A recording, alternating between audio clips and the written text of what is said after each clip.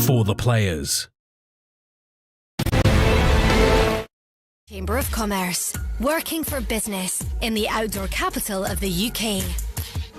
The Scottish 6-day trial on Nevis Radio is sponsored by Michelin and Trial Magazine.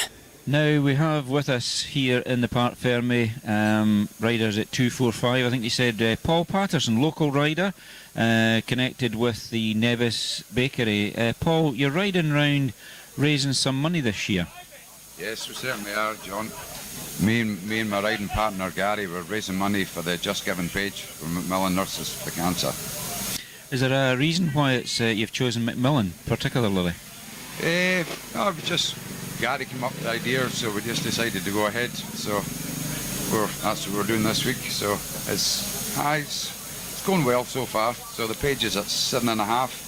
£7,500. Yeah, so that'll help the pot at Macmillan's. Now you're not riding your normal Beta or whatever you normally ride. You're riding something a little bit older this year. Yes, I'm riding the Fantic 200 Professional Twin Shock 1984. So it's actually 38-year-old, the bike. Older than me. Older than you, aye, that's it.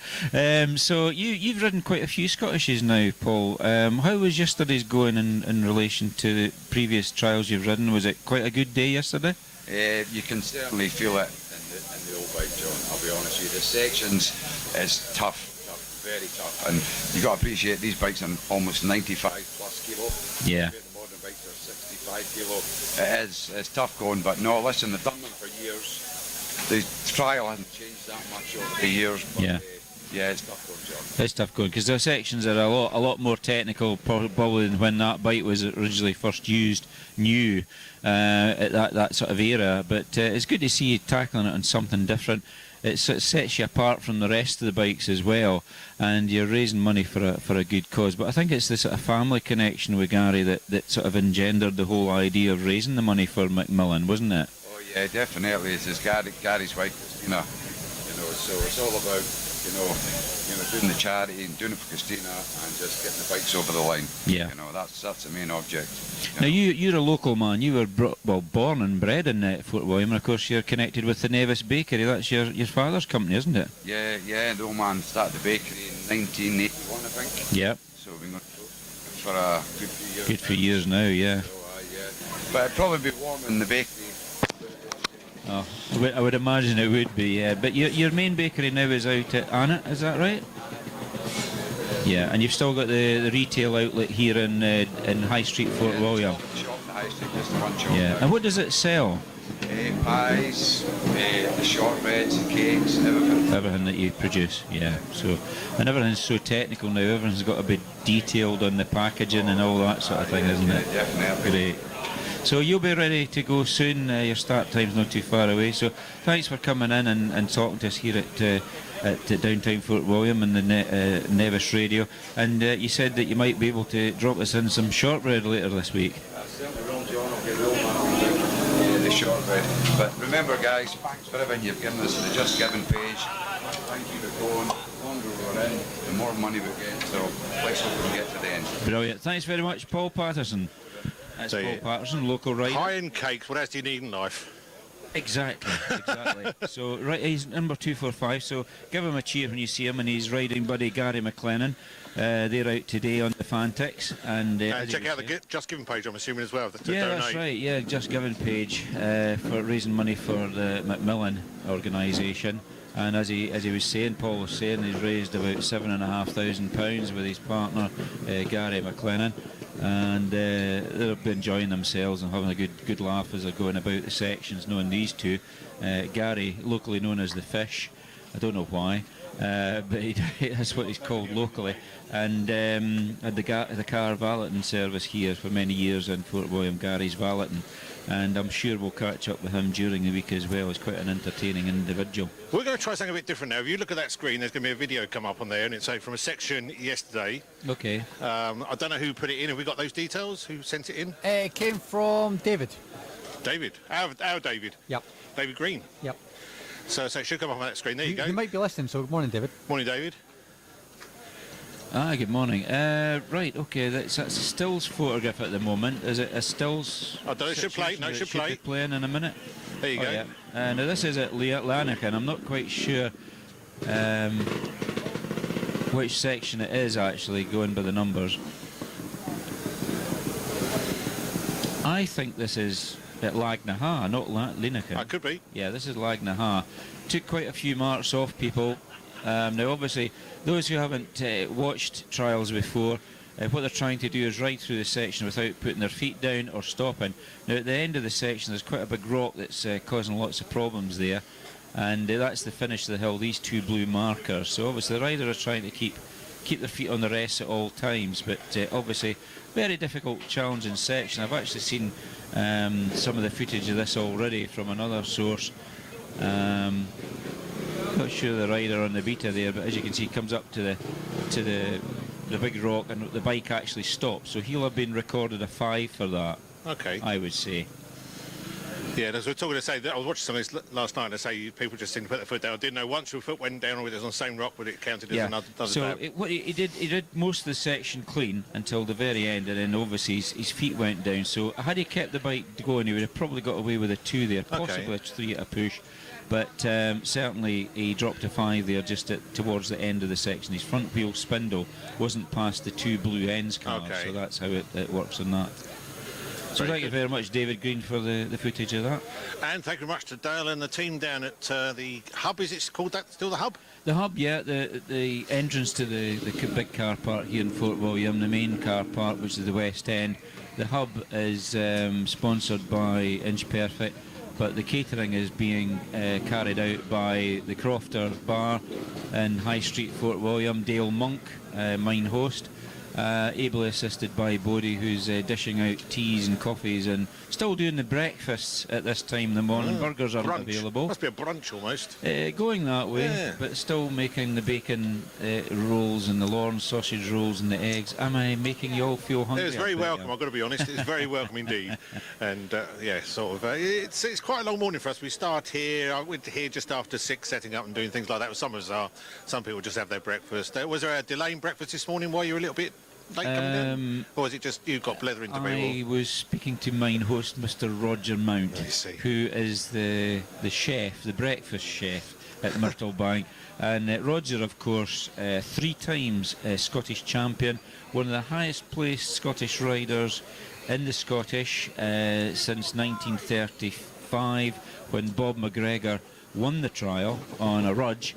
Roger was the highest placed in the 70s, early 70s. He was 12th, and I think that would have been in 1972, I think, from memory. He was riding a Montesa. He rode a Dalesman the following year in 73 because he couldn't get an entry as a private rider, and he got a works ride with Dalesman on the Dalesman Sachs.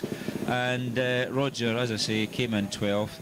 In the 1990s, it was then the turn of Leslie Winthrop, who I think scored up to 8th position. And then after that, the most successful Scottish trials rider of all time, Gary MacDonald from Kinlochleven, he had a couple of second places in the trial. He's the closest to almost winning the Scottish 6 days trial on more than one occasion. He's been on the podium about five times, I think it was. So Gary's not riding this year. He's having a bit of a time out, but he's still active in the push bike cyclocross and doing very well at that. So a bit of an athlete is our Gary. Yeah. But his fiancée has had some health issues, and Gary has had to sort of take a back seat in the trial. We might actually try and get him on the radio this week before we shut down. It'd be good to have Gary's opinion of what's happening. So I'll maybe give him a tinkle later on today and see if he's going to be in the Parc Ferme at some time this week. I don't know if he's still working. He's a joiner to trade, so it might be down watching. So hopefully, if we can maybe get him to pop in to speak to us here at Nevis Radio. Anybody out there who you fancy chatting to? There's quite a plethora of riders and athletes. Do you want this microphone? I could. Oh, that microphone. That one, yeah. Right. Okay. Take both. Take both. Right, it's up to you. Oh, I'll leave one here, I think. I'll try and have a quick word with number 239, Stuart Tate, if he turns round. He's busy chatting to somebody just now. He's getting a loan of a pump, so we'll chat to him while he's working. And this is 239, is it? Stuart Tate from Ripon. Stuart Blythe. Why was I saying Stuart Tate? Stuart Blythe. It's got a fact wrong. I've known the guy for about 30 years and I got his name wrong. And his father, Keith Blythe, is one of the officials here. Stuart, riding a Vertigo, a bit different from the bikes you've ridden before. Do you like it? Yeah, it's lovely. It's just so easy to ride. If you've got the confidence, you just stand on it, it goes. You know, so when you're riding around with legend of Phil Alderson, following Phil and Tom Hick and Guy Kendrew, it gives you confidence to have a go at stuff. Brilliant. And what you're doing is just putting a little bit here in the back tyre at the moment? Just check the back tyre and it's down to just under 4, but it'll warm up on the road anyway, so rather than riding it flat, it's just worth... But great thing about these Vertigos, it's fingers crossed, you just don't put a spanner on them. Good idea. Yeah. So no, it's so far so good. Had a good day yesterday, top of the 3rd page, beating my colleague Roger Williams, which won't have gone down well, which no, he won't be happy. No, he won't. But anyway, he's got plenty of time to fight back this week. And of course, using spanners is no stranger to you because you're actually a motor engineer to trade. Yeah, we've got a garage back down in Ripon, so yeah, it's nice to have a week off. Good. OK, well, you get carried on with the pumping your tyres then, Stuart. Okay, thanks, John. Now that's it, not Stuart Tate, it's Stuart Blythe. How wrong can I be? It's very rare for you. It is a wee bit, and of course here we have the legend, that is 240, that's Phil Alderson from Richmond. Phil, I don't know how many Scottishes this has been, but you used to ride for the Hamilton Yamaha team, out on a TRRS I see. Yeah, no, it's nice to be back up in Scotland again, and this year I decided to ride the TRS again. Obviously they've done some major changes since the last time I was here. We've got an electric start version this year, so I decided to ride that one. Obviously age may be a factor in that, but I don't like saying that. I was just about to say, has that got something to do with your age? But I thought I'd better not be cheapy. I just noticed the button here, the black button. I presume that's a starter. Yeah, it's a marvellous invention, really. Especially when you have to start the bike so many times through the day. It does help, I think, with the fitness levels a bit. Obviously, you know, you do feel a little bit stronger come the end of the day if you're not having to start the bike every time. Now, you've been a past winner of the Scott Trial in Yorkshire, the famous Scott Time and Observation Trial. You've won that. You haven't won the Scottish, but what was your highest placing that you can remember in the Scottish 6 days? Can you remember that? Yeah, I mean, I've had a few good times up in Scotland. I think probably my best ride's been 3rd place behind Steve and Geordie back in the late 80s. That was probably my best ride of the week. And that was when you were on the Yamaha? On the Yamaha, yeah.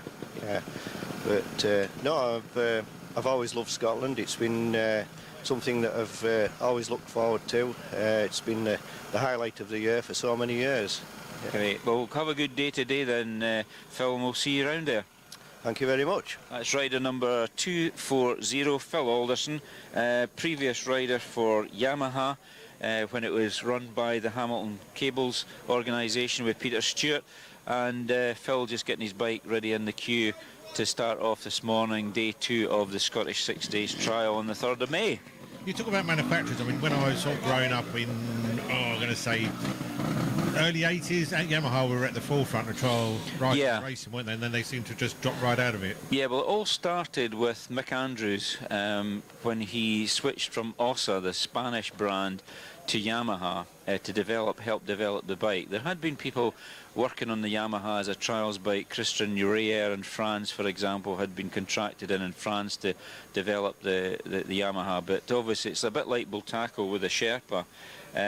Sammy Miller was brought in to raise the Bultaco profile, and he started winning. I mean, he won he started with Bultaco in the October-November of 1964, and developed the Sherpa into the Sherpa T, up the capacity from 169 to 244 cc's, and developed the Bultaco. He'd won the 64 Scottish on the aerial.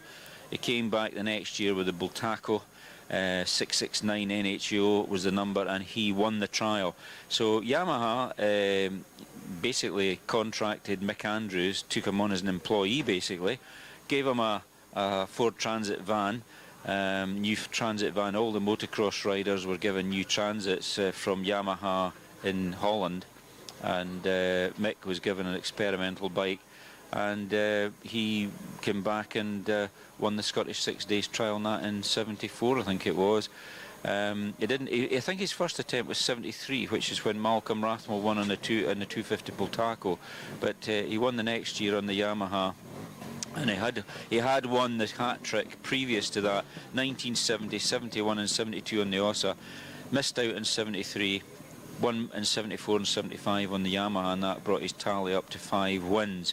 So he's, you know, joint second with the biggest number of wins in the Scottish 6 Days, along with Sammy Miller.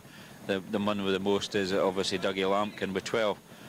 So the Yamaha came in, and they actually tried a monoshock type of bike, or a type of monoshock not with a linkage, and realised it was very good, and they actually stopped using it because they realised that that was definitely the way to go. So they shelved it. Also brought out a cantilever version to compete with the Yamaha, because obviously also was still trying to win things, having lost their top rider to Yamaha. And then latterly, it wasn't until the 1980s, about '84, Yamaha, with Nigel Burkett as a development rider, brought out the ubiquitous TY250S, and then latterly the TY250R, which was an air-cooled monoshock. And then they developed that into the TYZ, of which we've seen 6 of them this week go out yesterday morning first thing. The TYZ, which was the water-cooled monoshock with a perimeter alloy beam frame. So most of things have changed and developed, and I say that's always going to happen in it, which is they're all sports, so that's what it's about. Yeah, it just moves on all the time. And now we have bikes now that are really technically brilliant. I mean, our forefathers would have loved to have one of these bikes to ride around, because they're so much easier than a heavyweight British 4-stroke single, for example, such as the Ariel of Sammy Miller's. I mean, Sammy actually carved so much weight off the production HT5 Ariel. He made it really light, but he was still restricted by the British motorcycle industry, which had gone stagnant. So he went to Spain, and they paid him contracted money to develop it. And actually Sammy Miller insisted that if he didn't win more than 50% of the trials he entered, then Senior Bulto didn't have to pay him. Right. Now that's a difficult one, that. Yes. You know, if you don't win more than half the events. And I said to Sammy on an interview some years ago, I says, do you think that was a wise decision? You know, that was taking a risk. He said, well, if I couldn't have won more than 50%, there wasn't any point in being there. That was the way he looked at it. So he was a winner. There's no two ways about it. A very serious winner. In fact, it was Sammy that sort of changed the profile of trials and actually introduced the professionalism, i.e. I am here to do a job. I'm just not here just for the fun. I'm here to win. And he did have the will to win. In fact, he wrote a book entitled that, The Will to Win, and that was just the way he was. Fantastic. Have we got an ad break to catch up on? We do, yep. If we do that, then I think we'll reveal the winner of today's competition. We can do that. Before we get too do you late want a tune, or are we just doing a short break today? Sorry, say that again? Are we doing some music, or do you just want a short break today? Let's have some Faith Hill, Take Me As I Am. Faith Hill. That one. All right, and so we do that, we'll come back, we'll have a look at the route, we'll do the results for the competition, and do a final roundup. Sounds good.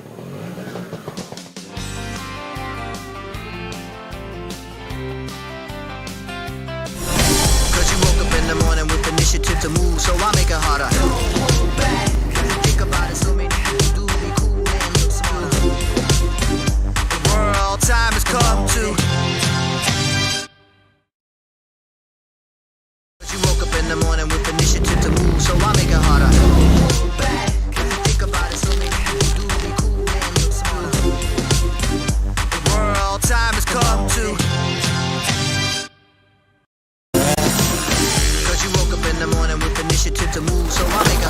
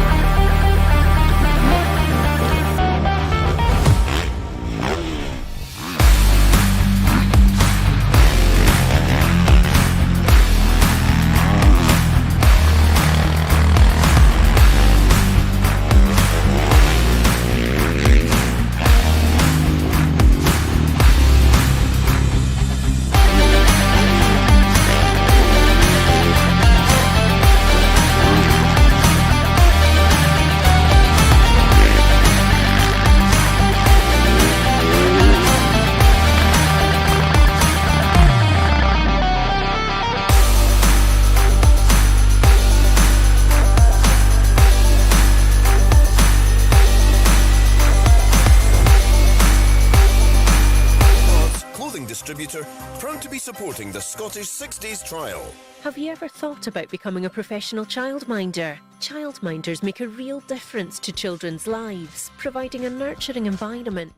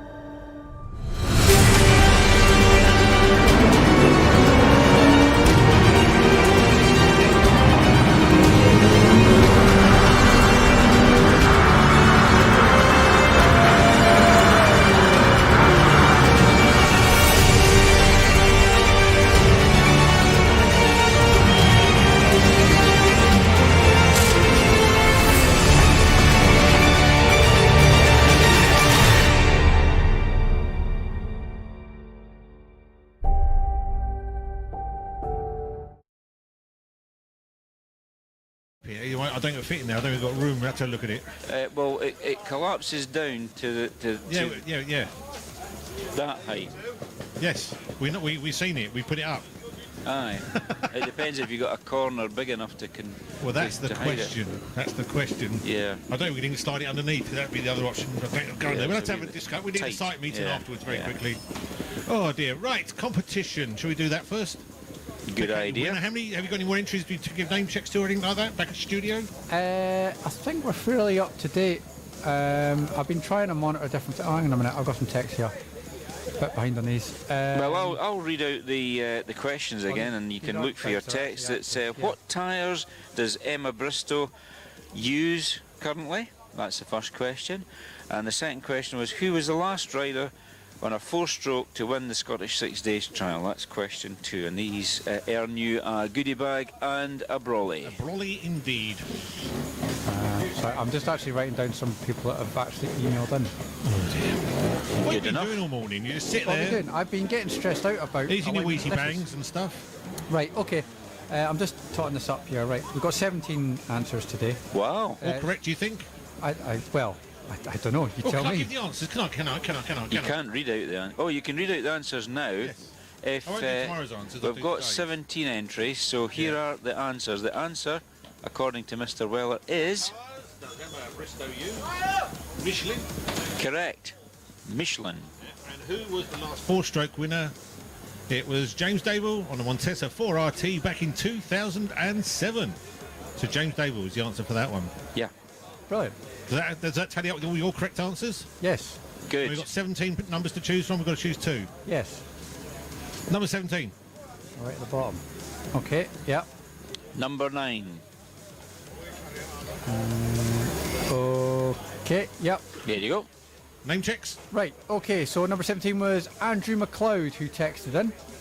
Well done, Andrew. Got some for him. And, one short. I got Paul Waring, which is, I'm guessing, George Waring's parent. So we've got Paul and Andrew for today's winners. Okay, well, the goodie bags are down here at the moment. Are we going to bring them up to you? What are we going to do with these? Well, obviously, we're not going to be down there very shortly, are we? No. So it might be worth taking up to the studio. Okay. I might see if somebody's passing that way. And Well, I'm going to pop down because I've got a bit of a plan for tomorrow. I need to come and install some stuff. Ooh! Okay, that's fine. Might make life a little bit easier going. Okay, that's cool. No, that's fine. Okay, well, then you can take them back with you. You might as well take them all back with you, really, mightn't you, I think? Well, there's people here, you know what I mean? Yes, that's what I'm thinking, because we're only here till 11 o'clock. Yeah, that's true. And I think it makes sense to do that way. And then we may have to post one off from yesterday's, so we'll have to look into that as well. I've got his address, Lancashire. Yes. That's fine. It's all And good stuff. everybody can be aware of where the station is if they don't know it. North yeah, Road? We are based up on the industrial estate. I think the best way to describe it is opposite HIS, literally they're across the road, but near the Argos area at the Ben. And it's near the Ben Nevis Hotel? Yes. Yeah, that's right, because obviously that's the trial headquarters of the Ben Nevis Hotel. So and Mary's Burger Van. Don't forget Mary's Burger Van. That's right, you have that there. Yeah. Very good morning, Mary. See? Yeah, there you go. It's name checking all our neighbours. Name check all the neighbours. Look after them. Got to look after them. Got to get them. Those who look after us, you see. And talking about food, thank you very much indeed to the Crofter Bar, who are running the catering at the hub this year, Dale Monk and Co, for our breakfast here supplied this morning. And where are you listening? Do please come through your text, tweets, emails, phone calls, texts, Instagrams, WhatsApps, whatever you do. It's always good to hear what you're enjoying, who you want to talk to. And there's paper going everywhere, Mr. Moffat. And so do tweet your videos and photos to SSDT on the hashtag or SSDT 2022. And you never know, we might even feature it on our live video feed as well. No, definitely. It's good to sort of see some of the sections and maybe try and get a bit of a longer video and we can do bits and pieces like that. But and if you can put where they are, maybe that would help us out so we can sort of queue stuff up and we know what we're talking about. Yeah. Have we got time to have a quick word with an official? If you want to have a quick time. 10:47. Got 5 minutes. I'm over here. Here he goes. There's nobody following me, so it's okay. Try and catch one of the officials. He's wandering. He wanders. You'll have one here, an SSDT official number 14. And he looks rather familiar. Mr. James Tennant, a well-known Scottish trials rider. You're up here for the week doing official duties, Mr. Tennant. Yes, another week of observing this year. Yeah, really enjoy it. Oh, come back every year. Love it, love it. Now tell us a little bit about yourself. You're not from these parts, are you? From Central Belt? Yeah, from Denny, a wee village outside Denny, Fankerton. That's it. And what you do for a living? I'm an HGV driver. Drive timber out the forest. So I'm used to raking about in these wee back roads and B roads. You can mention the name of the firm, it's not a secret. Oh, Ian Craig College for Denny. I hope that my wages go up a wee bit now. And get a new truck. Yeah, well, maybe. Now, you ride regularly in trials in Scotland, don't you? What are you riding just now, Jim? I don't do so much of the modern stuff now. I like my wee Honda TLR and I done the P65 there, my Francis Barnett. So, yeah, do a lot more organising, setting out, helping out, things like that. Okay. And you're connected with the Lanarkshire Club? Lanarkshire and the Kinloch Leaving Club as well, yeah. Yep. So you get around? Yeah, we're doing something every weekend anyway. Now, you're on the car park duty today. Normally a team takes this job on. It's really making sure everybody gets underway right. Yeah, that's it. Just get them out, make sure everybody's out, bikes all legal to go out, and that's about that, Now, if we've got time, we'll try and do a tune. You maybe want to dedicate it to your missus, who's also up here observing. No, Lorna's not here this year. Oh, no. She's decided to have a wee holiday in the sun. Oh. So I think with the looks of the weather, she might have made the correct decision. Well, that's true. What about our record for her? Oh, now you're asking. I'll leave that to you, John. Oh, try something then, Jim. Well, thanks very much. What you do. Oh, yeah, I'll be careful. Aye, that's right. Well, anyway, Jim Tennant from just outside Denny, a little village called Fankerton. Part of the world that British Superbike champion Neil Mackenzie came from as well, and quite an interesting part. A lot of motorcyclists come from there. So Jim's up for the week and has done for several years, out observing. Probably tomorrow he'll be out in a hill somewhere with his bike with his comrades. David Dugan from Kinloch Leaving's one of the team, and yeah, they'll be out doing what they need to do. There you go. A lot of new tyres going on today, I've noticed.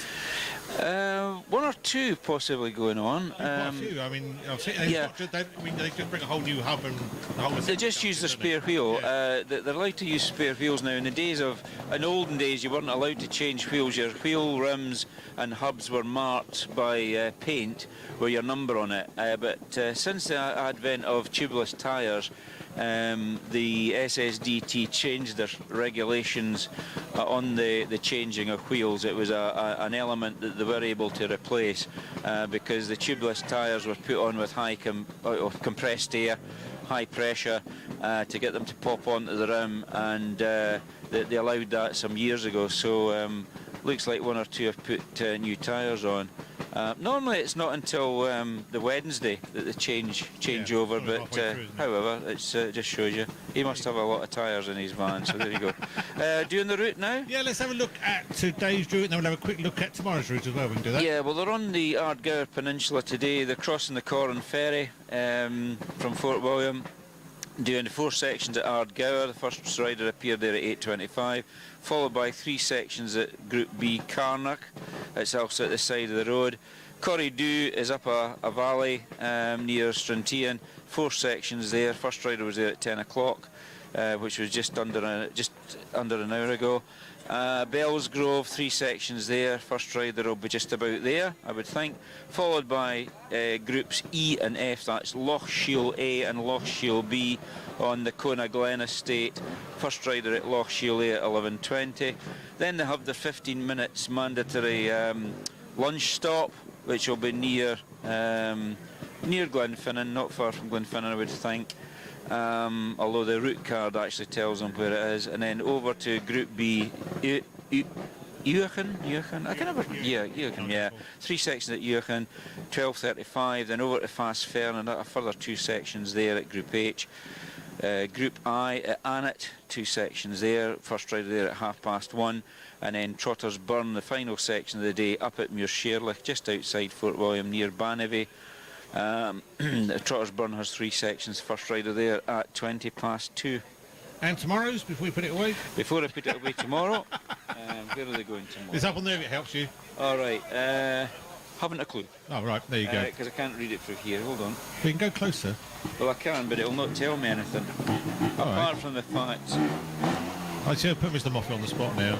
My fingers are cold now. Yeah, that's not helping, is it? Chilly, down to 9 degrees. But we need heat mics. Here we go. Yeah, this is the one where they go out to Callart, up past Blarnma-Folchach, out to Callart, and then down to Lower Mamore at Kinloch-Leven, just outside of Kinloch-Leven, Pap of Glencoe, and then out to one called East Bodach, I think it is, tomorrow. Then Meal-Nantard, and making a way down the sort of Glencoe area. Now there is a note to say that there's no entry to Glenetiv. Now that's the valley where they filmed Skyfall, where they stopped the Aston Martin and his nibs jumps out, James Bond jumps out with his nibs. I can't remember the actor's name. Daniel Craig jumps out the DB6 and has a look down the valley. He knows the car, he doesn't know the actor's name. Yeah, I can't remember the actor's so famous I've forgotten it. And down Glenetiv it says no entry to Glenetiv for spectators or service crews. It is a public highway, and unless it's got a stop and up order, you can't actually be stopped going down there unless the police stop you. So if the police are in attendance, do what you're told. But there's advising no entry to Glenetiv for spectators. Don't try to follow the trial down there. Obviously, because it is a very narrow road at Glenetiv, I believe. Yes. And there's a lot of people take holidays down there. So rather than back it up with vehicles, they're preferring that you don't go down there. But the road isn't officially closed, for what I can gather. There's been nothing on the radio saying that the Glenetiv road is closed to traffic. And then they move round to Group F at Appin at 11:30 tomorrow. The first rider will be there. Kinloch-Lake, and then Glen Stockdale, Glen Muckrach, Salachan and Bealach. They're cutting out the one that they've had for a few years now, which is Big Dars Burn, because I believe there's an overhanging rock which is quite precarious, which would be a hazard in itself to spectators or riders and officials. So they've decided to miss out the Big Dars Burn section this year. There you go. So a lot to look forward to. This is just day 2. Yeah, day 2. There's 4 days to 4 days to go. So not quite on the hump yet. Not on the hump day. So there we go. But yeah, and obviously the riders have to look at their route card and rely on that at all times, not on the official programme, because there's some, not so much mistakes, but some alterations from when the programme was printed to the actual trial going on the ground. Yeah, well, it's been a good morning. I say great catching up with Bernie. Yeah, brilliant. Yeah, good to hear Bernie again. He's always welcome here on Nevis Radio. We were to have Sammy Miller tomorrow, but we'll just do a tribute to Sammy tomorrow at round about 9 o'clock, talk about his life and trials and how trials have progressed since Sammy's day. So I think his first Scottish 6 days was, I think it was 1954. Okay. So I'll be interested to learn a wee bit more about Sammy Miller. And maybe Sammy feels a bit better during the end of the week. We may have a chat with him then. Yeah, we might do. He's pretty poorly at the moment. Got a serious chest infection, we believe. So we wish him all the best and hope for a speedy recovery. He is 88-year-old, but he works every day. You see, that's what it's about, isn't it? And I say his museum, I know a lot of people post pictures on social media. It's amazing. It just looks a beautiful place. It's a great place. As I think Bernie said, a piece of art. It is a piece of art, and he's extended it over the years, and it's really quite a nice centre he's created down there, plus a workshops as well, which he actually restores bikes for the museum. So very interesting place. So I hope to get down there later this year. There you go. So well done to our competition winners. Their names were? Paul Waring and Andrew McLeod. Yeah, so the prize will be at the studio sort of about midday today, something like that. And say you're in Fort William, it's on the Ben Nevis Industrial Estate. Come and find us, pick up your winnings, and well done on the competition. And thank you very much to Michelin and Trial Magazine who have put together these prizes for us. So that, and also there's some Motorex prizes in there as well.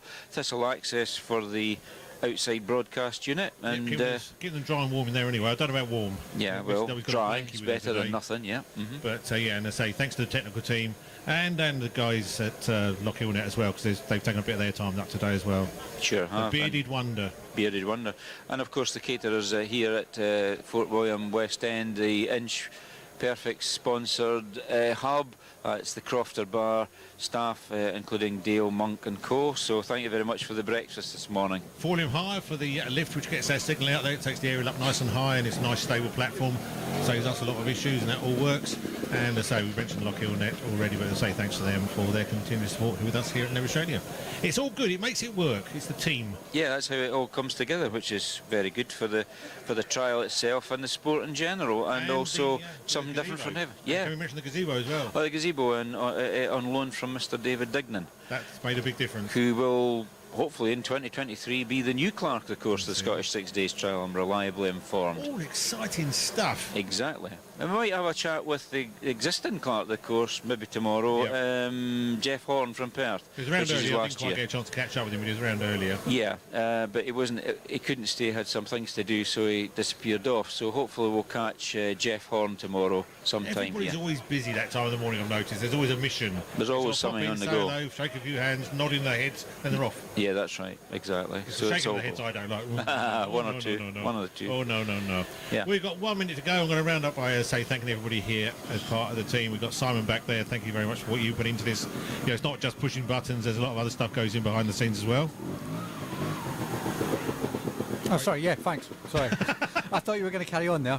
All right, Mrs. W. Should say she's pushing more buttons and sliding things up and down and pushing monitors and touch screens and everything else like that. Even I can't comprehend what she's doing. I would have no idea.